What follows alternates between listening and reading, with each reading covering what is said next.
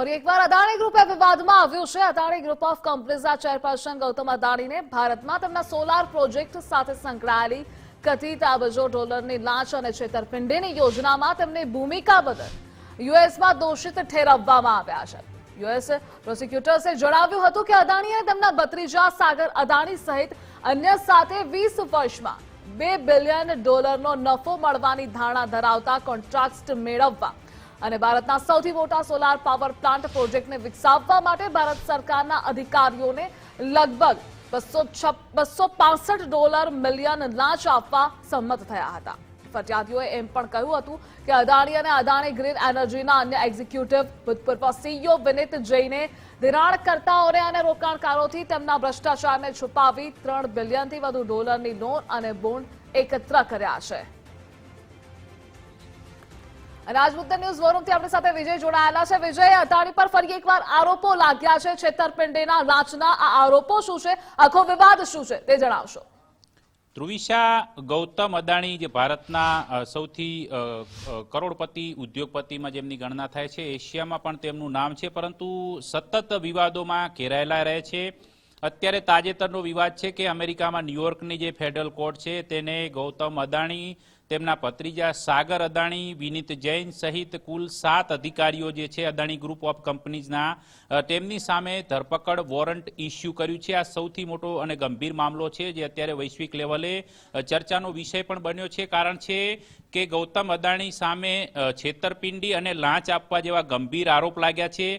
ભારતની અંદર ભારત સરકાર પાસેથી સૌથી મોટો સૌર ઉર્જાનો કોન્ટ્રાક્ટ મેળવવા માટે ભારતીય અધિકારીઓને 2110 કરોડ જેટલી માતબર લાંચ આપવા માટે અમેરિકામાં જઈને ગૌતમ અદાણીની કંપનીઓ દ્વારા ફંડ એકત્ર કરવામાં આવ્યું હતું અને તેના આધારે જે વિદેશી રોકાણકારો છે તેમની સાથે છેતરપિંડી કરી અને લાંચ આપીને આ 20 વર્ષનો કોન્ટ્રાક્ટ મેળવવા માટે જે ષડયંત્ર રચ્યું એ પ્રકારના આરોપ સાથે ત્યાંની કોર્ટમાં 24 ઓક્ટોબર 2024ના રોજ એક ફરિયાદ દાખલ થઈ હતી, જેના પર બુધવારે જે સુનાવણી હાથ ધરવામાં આવી તેની અંદર આ સાબિત થયું છે અને તેના આધાર પર અત્યારે ધરપકડ વોરંટ ઇસ્યુ કરવામાં આવ્યું છે। સમગ્ર મામલો છે તે 2020થી લઈને 2024 વચ્ચેનો છે કે આ દરમિયાન ગૌતમ અદાણીની જે Adani renewable green energy company જે છે એ કંપની દ્વારા આ પ્રકારે સૌર ઉર્જાના કોન્ટ્રાક્ટ માટે ભારતીય અધિકારીઓ સાથે બેઠક યોજવામાં આવી હતી અને સતત સાગર અદાણી અને વિનીત જૈન જે કંપનીના સીઈઓ તરીકે કાર્યરત હતા, તેઓ સતત અધિકારીઓ સાથે બેઠક યોજીને આ જે કોન્ટ્રાક્ટ મેળવવા માટેના તમામ પ્રયાસ કરતા હતા।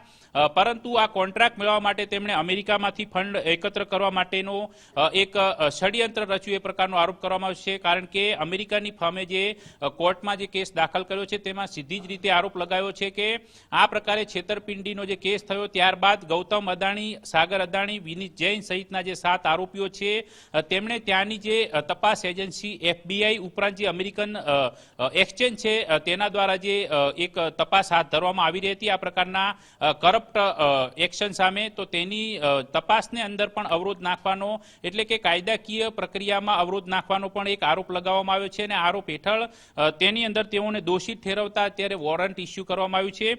જો કે સૌથી મહત્વનું એ છે કે આખો મામલો એક સિમ્પલ લાઇનમાં આવે છે કે અદાણી ગ્રુપ ઓફ કંપની દ્વારા જે ભારતની અંદર સૌર ઉર્જાનો કોન્ટ્રાક્ટ મેળવવા માટે અમેરિકામાંથી ફંડ એકઠું કરીને ભારતીય અધિકારીઓને માતબર રકમ છે લાંચ પેટે આપવાની હતી।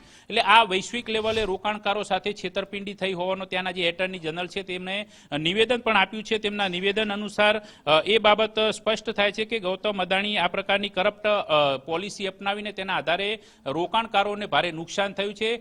જોકે ઉલ્લેખનીય બાબત એ પણ છે કે બુધવારે જ 20 વર્ષના જે ગ્રીન એનર્જી બોન્ડ માટે ગૌતમ અદાણીએ જાહેરાત પણ કરી હતી અને ત્યારબાદ તેમની સામે આ પ્રકારનું ધરપકડ વોરંટ ઇસ્યુ કોર્ટમાંથી થવી એ પણ એક જોગાનું જોગ છે। પરંતુ અત્યાર સુધીમાં અદાણી ગ્રુપ તરફથી આ અંગેની કોઈ પ્રતિક્રિયા હજી સુધી આવી નથી। પરંતુ હાલ મામલો ધરપકડ અને લાંચનો છે। સૌથી ગંભીર બાબત એ છે કે 20 વર્ષનો કોન્ટ્રાક્ટ મેળવીને કથિત રીતે 16,000 કરોડ જેટલો માતબર નફો થશે તે પ્રકારની જે અનુમાનોના આધાર પર છે આ કોન્ટ્રાક્ટ મેળવવા માટે અધિકારીઓને લાંચ આપવી, વિદેશી રોકાણકારો સાથે છેતરપિંડી કરવી અને તેના આધાર પર અમેરિકાની કોર્ટમાં થયેલો આ કેસ અને કેસના આધાર પર ધરપકડ વોરંટ છે તે આ 7 લોકો સામે, જેમાં ગૌતમ અદાણી, એમના ભત્રીજા સાગર અદાણી, વિનીત જૈન સહિતના જે અન્ય જે 4 કંપની સાથે સંકળાયેલા છે. કુલ મળીને 7 લોકો સામે આ વોરંટ ઇસ્યુ થયું છે. જોકે તેની અસર અત્યારે માર્કેટ પર પણ જોવા મળી રહી છે કે અદાણી સાથે જોડાયેલા તમામ જે કંપનીઓના જે શેર છે તેની અંદર મોટા પાયે અત્યારે ઘટાડો જોવા મળી રહ્યો છે. શેરમાં ભારે કડાકો પણ જોવા મળી રહ્યો છે. ધ્રુવિશા. જી વિજય, જોડાવા બદલ આભાર આપનો.